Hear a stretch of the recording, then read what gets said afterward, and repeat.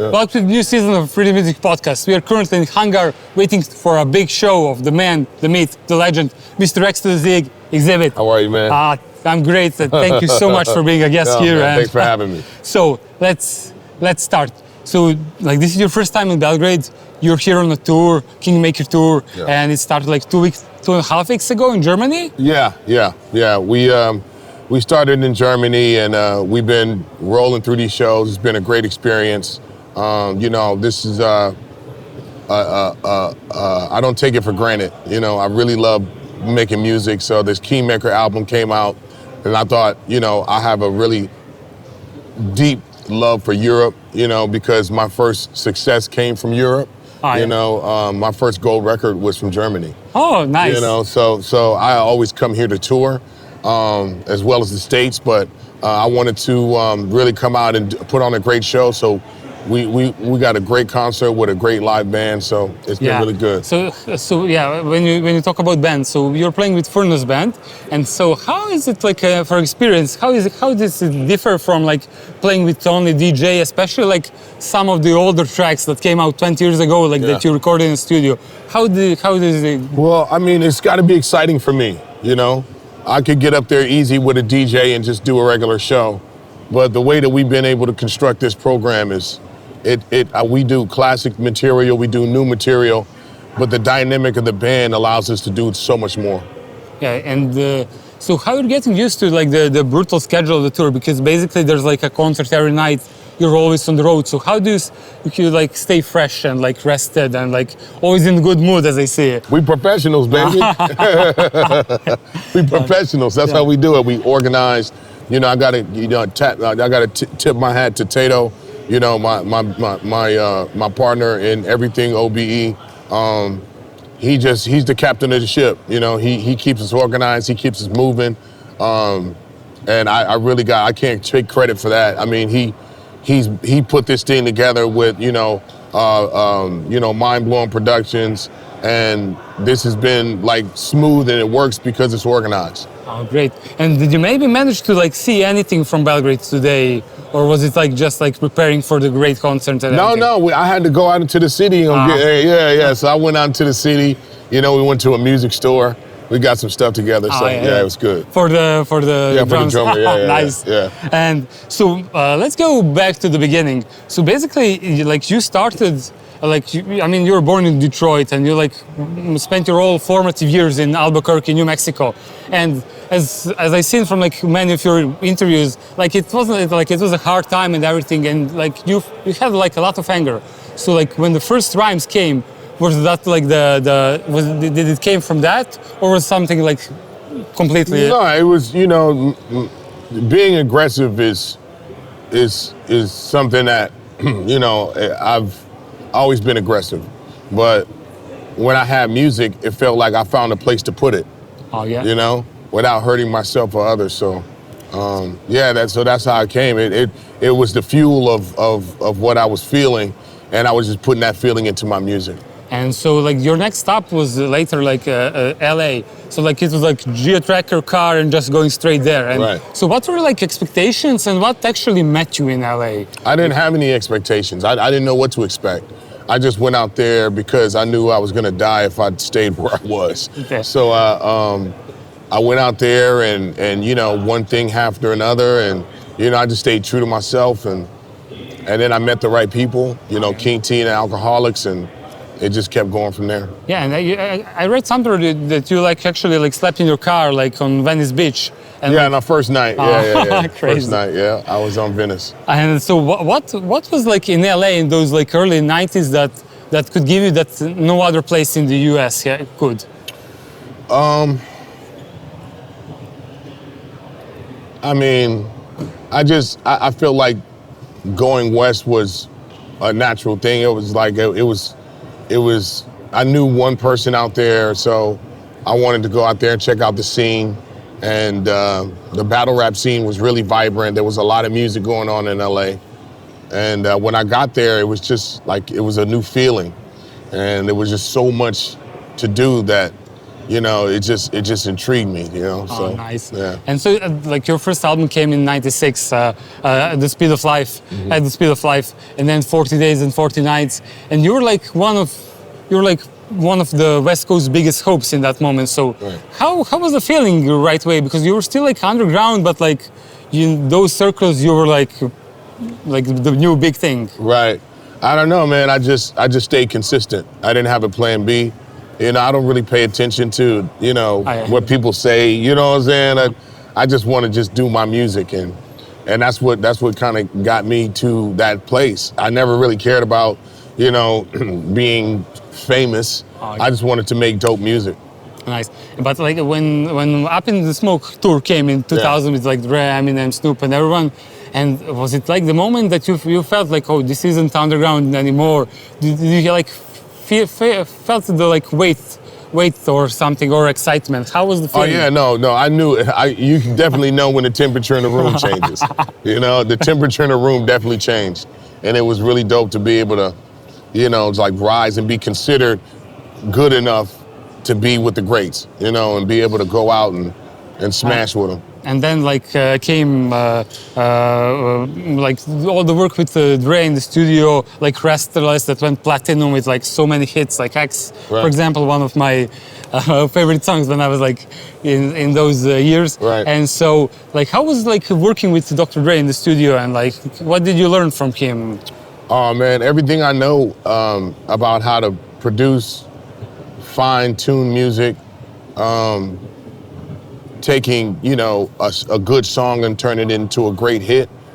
All of that is because I worked with Dr. Dre. Oh, nice. And so after Napalm in 2012, like there was a 13-year gap between Kingmaker. And so why did that happen? So was it like life, acting career, or like did you felt maybe like you just don't have anything that you want to say in that moment? No, there was, you know, I do music because it comes from my soul, and if I can't give it 100%, I'm not going to do it. So being able to, you know, also pivot and do acting. I was on Empire for 3 years. I was on, you know, like different kind of, you know, TV shows. I was in movies. So that was a good kind of pivot for me. And then to be able to come back into music and come with an effort like this it feels good. And so there's the song, like the opening single, like Play This at My Funeral. It's you describe it as your State of the Union. Yeah. And so what did you need to like say with that song that after so many years of silence? Because after so many years, I still feel the same. You know, I feel like it's the same. I don't want to die. You know what I'm saying? Like not right now. You know what I'm saying?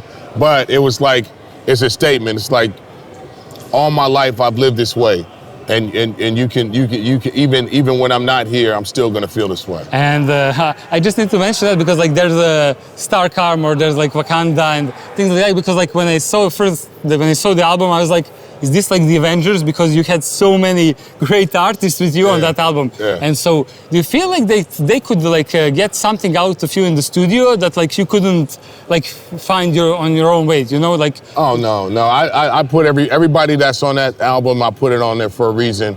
These are all my people, these are all my family, and this is the kind of music I'm making now, and it showed a lot of growth, and I wanted to have, you know, a dynamic to it, a texture to it that none of my other albums had. No, it's really, I couldn't believe it's so good. So we're like, wow. And so I mean, like a lot of rappers from like your generation, like they stick to their like genre, but you never did that. Like you did like Limp Bizkit, Alice Cooper, and like Within Temptation, which was like insane. So how did that happen? And like, so do you like feel like there's connection between like rap and like rock metal music? That's the kind of climate we came up in. You know, Linkin Park, Limp Bizkit, you know, Primus, all these, you know what I'm saying, all these other rock bands, you know what I'm saying? Like, we would go on a Warped Tour. We would go on, you know, like Anger Management, you know, Papa Roach, you know what I'm saying? These are all my family. So actually, like 50 meters from here, Anthrax is playing. Is over there. It's crazy. What a crazy night. And let's go to like your other career. So like for the huge part of the world, especially like in the Balkans, it was crazy. Like lots of people like first of you heard from through Pimp My Ride. Yeah. So like did it ever bother you like that TV career in that specific moment like overshadow your music career, or was it like your Trojan horse to get like rap music into like millions of homes? No, I just wanted him to play my videos. But it turned into something that I wasn't expecting. Nobody was expecting it. So but it was a good way to not only show, my character, but it showed a different side of me that you don't get from my music. I mean, I have like a small anecdote. Like my mom was like watching that with us. Yeah. And we were like, can we listen to his music? And she was like, he's such a nice guy. Yeah. So it happened. It helped a lot. Yeah. And so do you remember like any build from that show that you like, that was your favorite? No. And so Pimp My Ride opened like the Hollywood doors for you, and there was like you did like a movie with Clive Owen, Jennifer Aniston, like you did like Nicolas Cage in like Bad Lieutenant, and like The Rock, and you were like co-stars in that movie, Greater and Gang, which I really loved. So like, who was your like favorite co-star? I mean, you were in also Empire like season 3, 4, and 2, I think, And then when they shot you like there, I stopped watching. And so like, who's your favorite co-star like from your career? Do you have anyone? Man, everybody I've worked with has been so dynamic and so great, man. It's hard for me to pinpoint that, but I really enjoy working with The Rock. He's a really dope human being. I really enjoyed working with Clive Owen. I really like working with the directors that worked on the films with us. And I always work with Taraji. If she calls me, whatever she needs, I'm there. Nice. And so like playing in front of like tens of thousands of people, or like doing like an emotional scene in like empty room, which thing is like harder for you? It's harder for me to act. Okay. It is harder for me to act, so I have to work at that. Music I can do in my sleep. Okay. But being in the scene, being in the moment, not just being one note, you have to work at that. It's like a muscle. You have to exercise it. And like, is it like a bigger challenge to like play a character that like comes from the same background as you, or like someone completely different? No, it has to be different. Acting is a lot different than just trying to be yourself. Be yourself. You have to tell the story with all your ability, to the best of your ability, and you have to put yourself down in a sense and put on this character of who you're trying to portray and get into a whole nother world. The shine on Empire is nothing like Xzibit, So I had to put a persona in place and put these pieces together and have some weight to it. So when I'm performing, I'm not Xzibit, I'm Shine. Right? And you're like, even like in Hoodwinked, you were like Chief Grizzly, with many of Hollywood's greats. And so how is it different, like just giving like your voice acting than like regular acting? Oh, that's easy. Yeah, that's easy. Because when I was a kid, we used to make voices for our animals and all that stuff. So nice. So I know. That was easy for me. And you were also like in like Chronicles of Riddick, a character. You played yourself. Like Def Jam, Battle from New York. I still like, me and my cousin and my brother, we were like mimicking your like, now you got me mad, and I just broke your neck. Or you were like a great character in that, and you were also in Madden NFL. Right. So what does it feel like to like play as yourself, like see your kids play as you on like your? Well, I'm a big gamer. I like video games. I play games, console. I'm a console guy. So video games are a big part of my life. So being involved in things I like to do, that's why I do so many things, if I have interest in it and I can be a part of it, I will. Is there like a video game that you would like to be a part of, like a serial? Oh, Call of Duty. Ah, Put me nice. in. Yeah, but like the Put last me in, one, coach.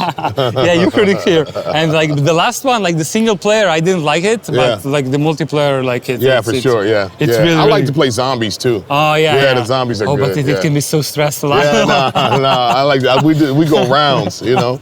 Just get a ray gun, man. Oh, and okay.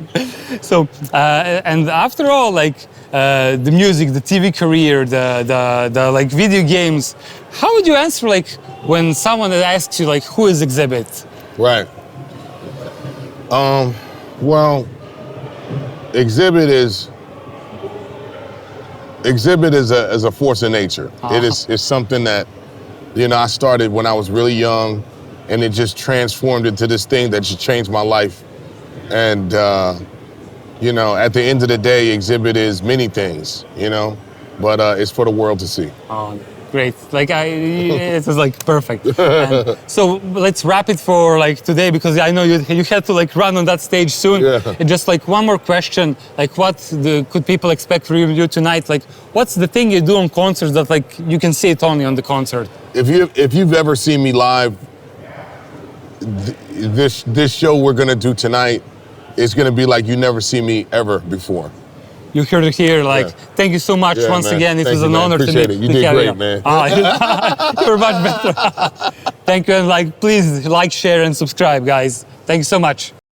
Da se prebacimo srpski, evo, preživeo sam ja lično intervju s Xzibitom.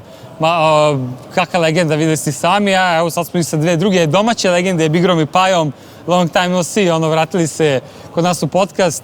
Mislim, naši domaćini večeras u Hangaru, hvala vam još jednom što ste organizovali, što ste organizovali ovaj intervju i sve. To je to, mislim, šta radite? Hvala vama, ljudi. Ja bih da se zahvalim vama na svemu i u suštini izuzetno nam je čast i zadovoljstvo da imamo Xzibita, legendu. Nakon dosta dugog vremenskog perioda imamo West Coast izvođača ovde. Dolazilo je dosta East Coast izvođača, ali eto, izuzetno nam je čast i zadovoljstvo s obzirom da naš zvuk malo naginje ka zapadu, da je eto došao West Coast izvođač. Kako ste uopšte doveli Xzibita, kako došlo do toga došlo, mislim? U suštini, Kumelavić, ti, brate. Izvini, brate moj. Doveli smo Xzibita tako što smo bili u Zagrebu na nastupu, nakon toga sutradan smo imali ručak i razgovor sa Fat Filijem i pričali smo o svemu i svačemu. U jednom trenutku on je pomenuo Xzibita. Mi smo se odmah upecali i eto, tako smo se otprilike dogovorili. To je bio početak. Naravno, iskomunicirali smo oko svega i desilo se. A kako je on reagovao na poziv za Beograd? Bilo super, može ili bilo... U principu dogovarali smo sve sa njegovim menadžerom.